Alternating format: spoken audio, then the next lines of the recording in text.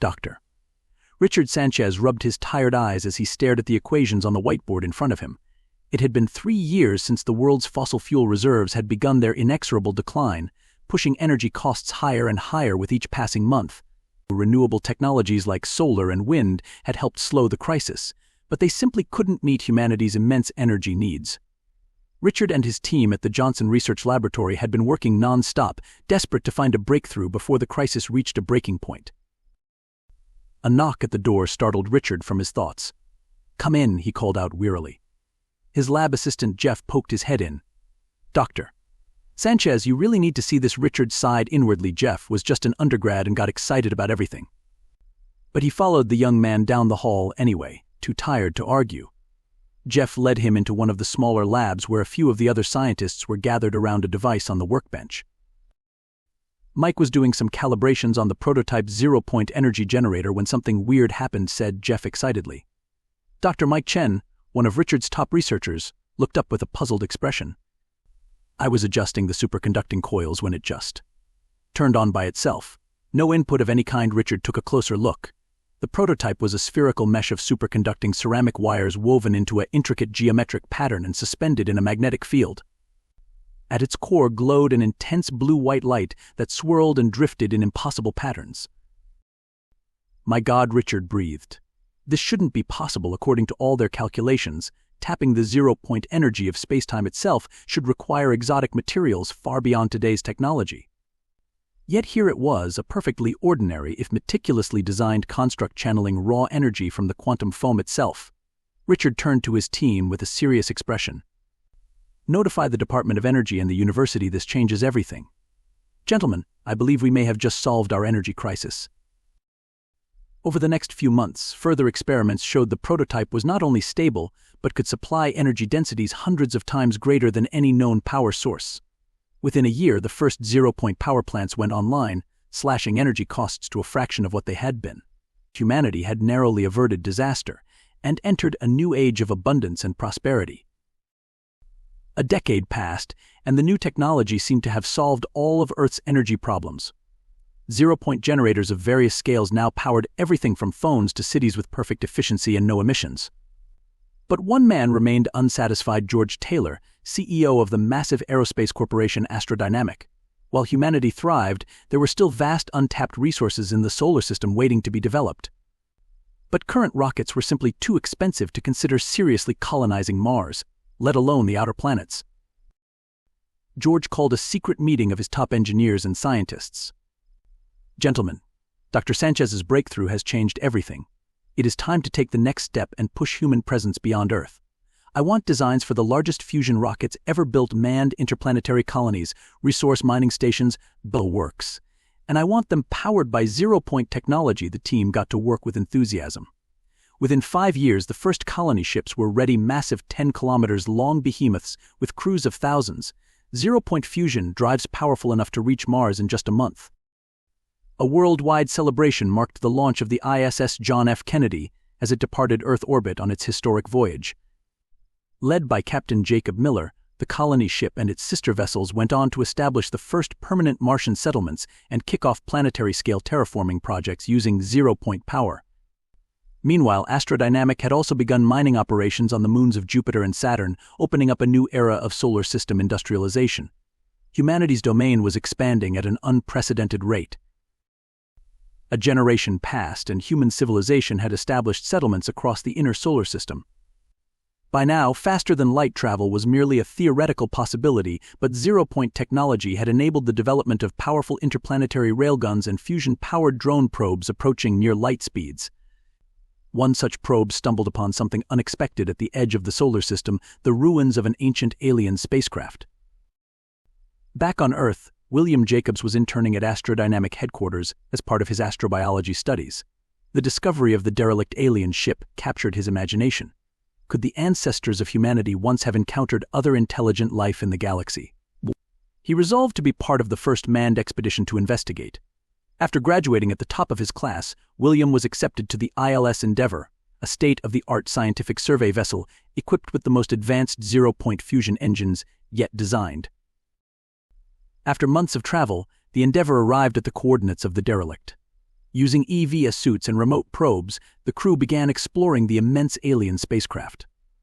Despite signs of damage from impacts over the millennia, its technology was clearly far beyond anything humanity had achieved. Cybernetic systems far surpassed modern AI, exotic materials scientists could barely analyze, and most bizarre of all evidence, the ship carried organic cargo in stasis that were clearly not native to Sol's system. As more clues were pieced together, a shocking revelation emerged. This alien derelict was over 500 million years old, dating back to before humans evolved on Earth. Its crew had come not as explorers, but colonists fleeing a fading empire to seek new territory as their homeworld declined. Most startling of all, its destination records indicated it was bound for a small yellow star named Sol, with primitive terrestrial worlds including one named Earth. The discovery shook humanity to its core. Not only had alien life evolved independently elsewhere in the galaxy, but primitive humans may have encountered these mysterious spacefarers in the deep past, seeding life on Earth itself. The crew of the Endeavour prepared to return home with their findings, but not before one last sweep of the derelict's ruins uncovered an intact databank containing records of the fallen empire's science and long-lost faster-than-light technologies.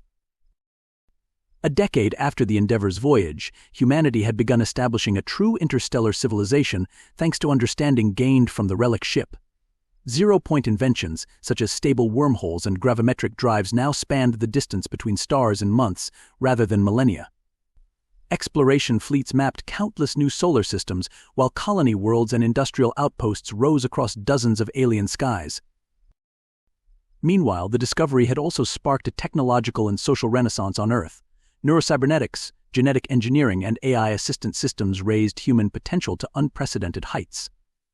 People across the globe were more prosperous, healthy, and long-lived than at any time in history. Yet for all its progress, humanity remained alone in the galaxy. No signs of life had been found on the hundreds of planets surveyed. Until one day, that is, when a tachyon burst transmitter light years from the core stellar colonies broadcast an automated distress signal. The damaged scout ship US Infinity had stumbled across an inhabited system with breathable air, liquid water, and signs of industrial activity under domed cities. Captain Carl Stevens readied his flagship ELS Discovery for an FTL jump, hoping for first contact with an alien culture. But upon emerging from warp drive in the alien system, the Discovery was greeted not by peaceful greetings, but by a swarm of unidentifiable attack craft. Before Captain Stevens could order evasive maneuvers, the advanced fighters mercilessly bombarded the massive colony ship with beams and projectiles beyond any technology seen before. Interdecks erupted in flames as the annihilation beams carved through armor plating. Survival pods jettisoned barely milliseconds before secondary explosions tore the Discovery apart. A system-wide scan revealed an advanced spacefaring civilization spread across dozens of the system's worlds.